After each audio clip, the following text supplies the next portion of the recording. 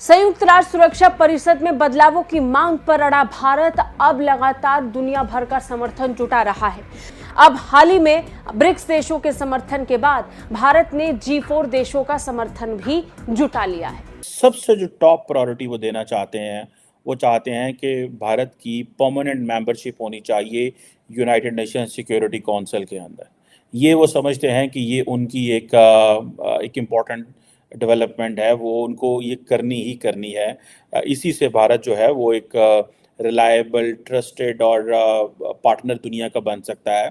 संयुक्त राष्ट्र सुरक्षा परिषद में भारत को स्थायी सदस्यता मिलनी चाहिए, ये बात अमेरिका कह चुका है और अब अमेरिका के बाद ये बात कह दी है फ्रांस के राष्ट्रपति एमेनुएल मैक्रोन ने। एमेनुएल मैक्रोन ने कहीं और नहीं बल्कि संयुक्त राष्ट्र के मंच से ये बात कही और पूरी दुनिया में इस बयान के आने के बाद से हड़कंप मच गया है। बिल्कुल हालात इसी सूरत-हाल के आमाज हैं और ये क्लियर कट है कि G4 ममालिक के काफी अरसे से कोशिश करें कि 6 परमानेंट रिप्रेजेंटेटिव होने चाहिए। 2 अफ्रीकी ममालिक भारत, जापान, ब्राजील और ये 4 ममालिक जो हैं ये चाह रहे हैं, जर्मनी, ये चाह रहे हैं कि हमें परमानेंट रिप्रेजेंटेशन दी जाए। अगर भारत परमानेंट रिप्रेजेंटेशन हासिल कर लेता है इस्लामिक काउंसिल में तो उसके पास वीटो की पावर होगी और फिर हमें कश्मीर को भूल जाना पड़ेगा। बिल्कुल। हमारी सर्वाइवल के लिए हमने जो ग्रुप बनाया है यूनाइटेड फॉर कंसेंसस, अगर इंडिया जो है उसका परमानेंट मेंबर बनता है तो वो उनकी कॉम्पिटेंसी पे और जो करंट सूरत हाल में उनकी स्टेबिलिटी, बेसिकली सारे फैक्ट्स एंड फिगर्स जो है वो उनको उनकी उस डोमिनेंस को जो है वो प्रेजेंट।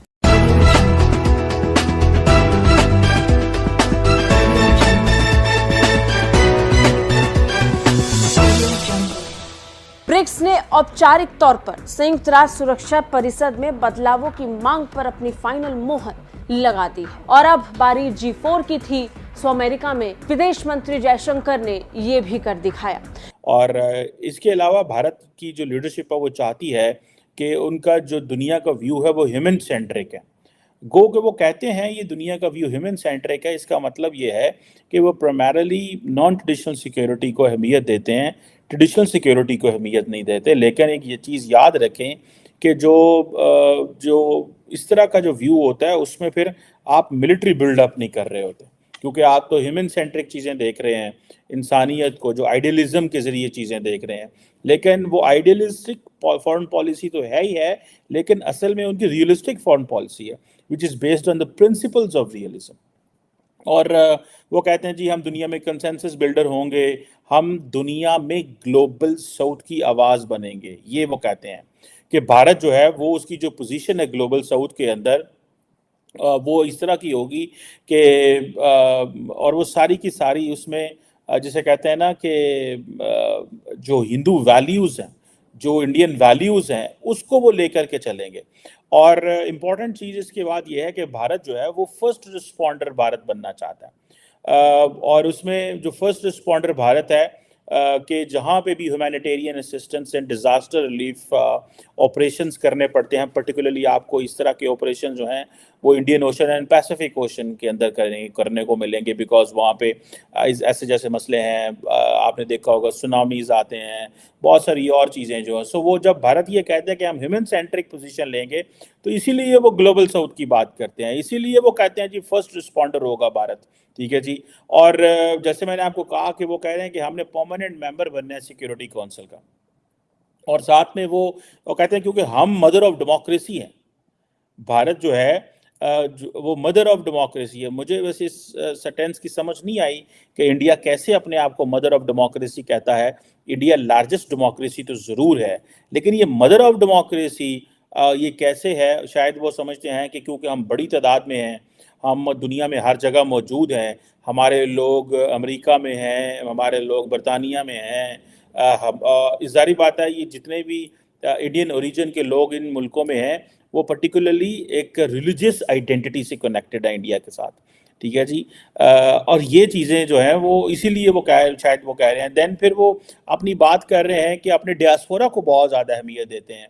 वो समझते हैं कि जितना हमारा डियास्पोरा एम्पावर्ड होगा, ठीक है जी, और जितना ज़्यादा हमारा डियास्पोरा कनेक्टेड होगा, ठीक है, तो उतनी ज़्यादा जो सिविलाइजेशनल वैल्यूज़ हैं, ठीक है, यानी कि इंडिया का जो सिविलाइजेशनल स्ट्रक्चर है, जो सिविलाइजेशनल वैल्यूज हैं, वो उतनी ज़्यादा दुनिया में जा सकेंगी, और विजडम और जो ट्रेडिशनल नॉलेज है वो दुनिया में जाएगा जो भारत का है।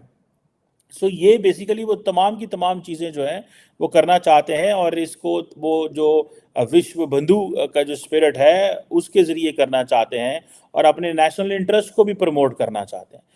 सो ये आप देखें कि जो भारत का वो जिसे कहते हैं ना, ये एक फ्रेमवर्क है। देन भारत जो है वो टेररिज्म को बड़ी अहमियत देते हैं। वो कहते हैं हमें ग्लोबल कंसेंसस क्रिएट करना है।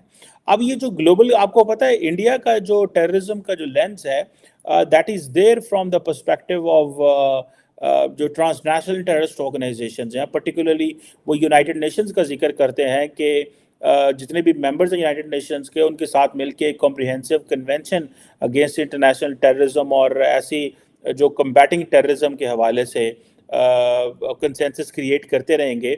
और दूसरी ये है कि जिसे वो कहते हैं ना कि दुनिया में जो दहशतगर्द जमातें हैं उनके पास पैसा ना आए। मैं आपको बात बताऊं, भारत का जो टेररिज्म का जो लेंस है that is primarily Pakistan centric.